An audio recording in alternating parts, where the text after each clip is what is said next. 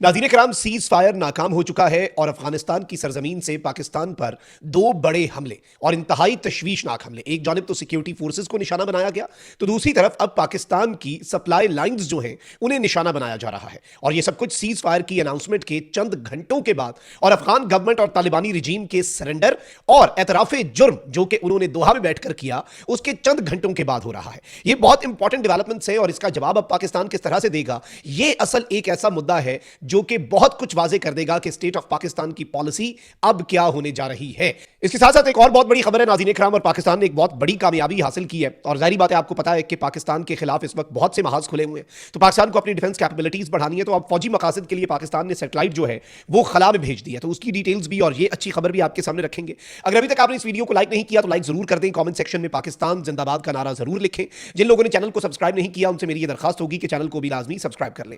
नाज़रीन इकराम, दोहा के अंदर जो मुज़ाकरात हुए, इन मुज़ाकरात की जो फैसिलिटेशन है वो दोहा ने और तुर्की ने की, और पहला दौर जो है वो मुज़ाकरात का मुकम्मल हुआ। कतर की हुकूमत ने, कतर की मिनिस्ट्री ऑफ फॉरेन अफेयर्स ने सीज फायर का ऐलान किया और कहा कि दोनों मुल्क एक दूसरे की टेरिटोरियल इंटेग्रिटी की इज्जत करेंगे, उसे रिस्पेक्ट करेंगे, और मुज़ाकरात का अगला दौर जो है वो इस्तांबुल में होगा। यानी दो मुल्क जो है वो जो इस वक्त इन मुज़ाकरात की सहूलत कारी कर रहे हैं, और दो मुल्क ऐसे हैं जो इस वक्त इस पूरे के पूरे सिनेरियो के अंदर पॉजिटिव रोल प्ले करने की कोशिश करें। मैंने आपको पहले भी बताया था कि पाकिस्तान इत्माम हुज्जत करना चाहता है और पाकिस्तान इंटरनेशनल कम्युनिटी और बिलखुसूस जो ब्रदरली इस्लामिक कंट्रीज हैं उनके सामने तालिबानी रिजीम जो है उनका असल चेहरा रखना चाहता है। और कल के मुज़ाकरात जो 4 घंटे तक जारी रहे, उनमें पाकिस्तान ने कुछ ऐसे नाकाबिले तरदीद शवाहिद पेश किए कि आज अफगान हुकूमत तालिबान की जो रिजीम है वो टीटीपी के हवाले से क्लियर कट स्टेटमेंट देने पर मजबूर हुई है कि जी हमने ये फैसला किया है कि अब से हमारी सरजमीन और अब से हमारी हुकूमत जो है वो पाकिस्तान मुखालिफ किसी गिरोह की सपोर्ट नहीं करेगी। यानी इससे पहले बहुत कुछ होता आया और वो इस सब के ऊपर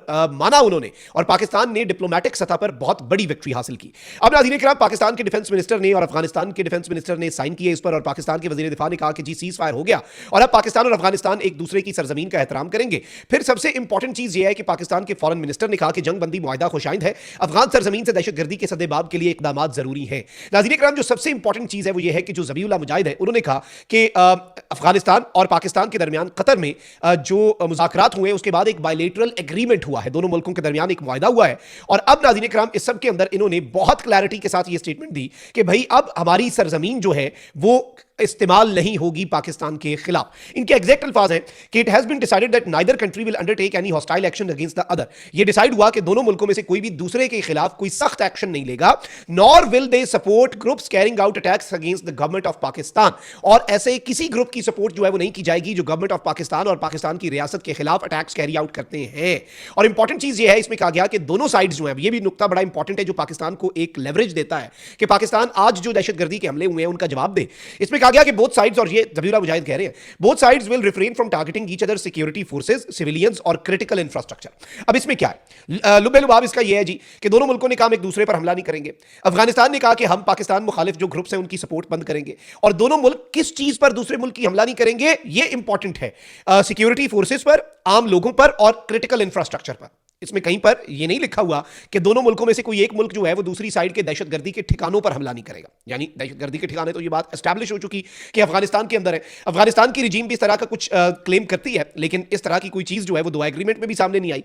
अब नाज़रीन इकराम, इंपॉर्टेंट चीज यह है कि पाकिस्तान ने अब मल्टी प्रोंग्ड स्ट्रैटेजी जो है वो अपना ली हुई है, और अब इनके लिए ये मुश्किलात बढ़ेंगी। लेकिन जो तशवीशनाक चीज है वो यह है कि इस दोहा के एग्रीमेंट और इस बायलेटरल मुआहिदा जिसमें कतर और तुर्की, ये दोनों मुल्क जो है ये गारंटर्स हैं, ये दोनों मुल्क सालिस हैं।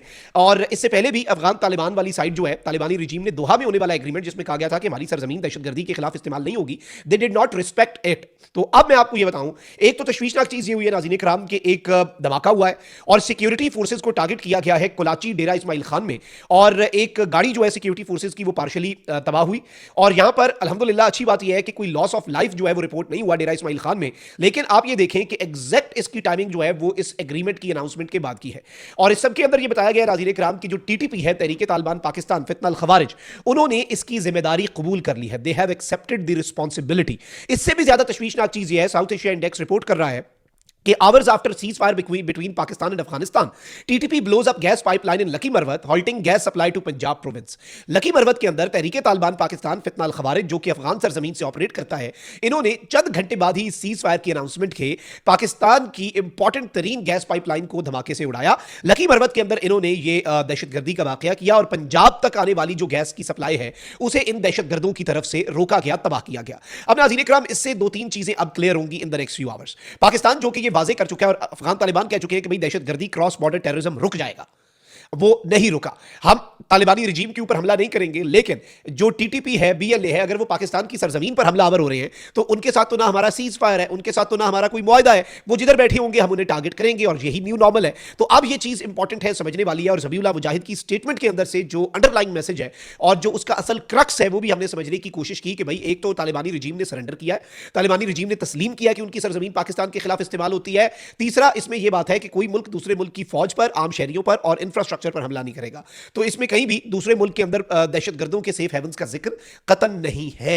This is a big achievement और पाकिस्तान ने डिप्लोमेटिक सतह पर इन्हें उड़ा के रखा है। लेकिन ये जो तशवीशनाक चीज हुई है और ये जो लकी मरवत के अंदर भी और डीआई खान के अंदर भी, मैं समझता हूं बल्कि लकी मरवत में होने वाला इंसिडेंट जो है जिसमें क्रिटिकल सप्लाई लाइंस को अब ये दहशतगर्द निशाना बनाना शुरू हो चुके हैं, ये स्टेट ऑफ पाकिस्तान के लिए इंतहाई तशवीशनाक होना चाहिए। इसका नोटिस लेना चाहिए और इसका फौरी एक्शन, जो पाकिस्तान के स्टेट का न्यू नॉर्मल है कि जी घुसकर कार्रवाई करें, घुसकर स्ट्राइक करें, उससे पाकिस्तान को अब पीछे नहीं हटना चाहिए। आगे बढ़ते नाज़रीन इकराम, भारत जो है वो भी इस वक्त पर तोल रहा है पाकिस्तान के खिलाफ कोई ना कोई एडवेंचर करने के लिए। तो अब पाकिस्तान जो है वो अपनी सलाहियतें, डिफेंस कैपेबिलिटीज बढ़ाता जा रहा है। और जो एयरफोर्स ने भी हमारी कमाल किया उसमें हमारे साइबर कमांड का बड़ा रोल था, उसमें सैटेलाइट्स को जो हमने इंटीग्रेट किया उसका बड़ा रोल था एयरफोर्स के साथ। अब नाज़रीन इकराम, पाकिस्तान ने एक बड़ी कामयाबी हासिल की है। पाकिस्तान का पहला हाइपर स्पेक्ट्रल सैटेलाइट खला में रवाना कर दिया गया है। हाइपर स्पेक्ट्रल सैटेलाइट HS-1 चीन से खला में रवाना किया गया है और स्पार्को के दफ्तर में सैटेलाइट की रवानगी के मनाजिर दिखाए गए हैं।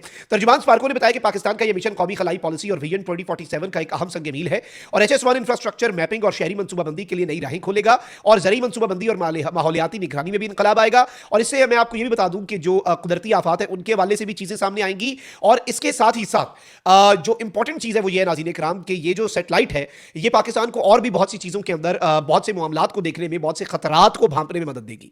और ये सैटेलाइट जो है ये आज ही अपने मखसूस मदार में दाखिल हो जाएगी। सैटेलाइट के अपने मदार में टेस्टिंग को 2 माह लगेंगे। 2 माह बाद मुकम्मल तौर पर ये सैटेलाइट जो है ये फाल हो जाएगी। Now this is something very big and very important for Pakistan and a good news कि पाकिस्तान अपनी डिफेंस कैपेबिलिटीज जो है उन्हें हर गुजरते लम्हे के साथ बढ़ा रहा है। कमेंट सेक्शन में राय का इजहार जरूर करें। अपना बहुत ख्याल रखें। अल्लाह निगहबान, पाकिस्तान जिंदाबाद।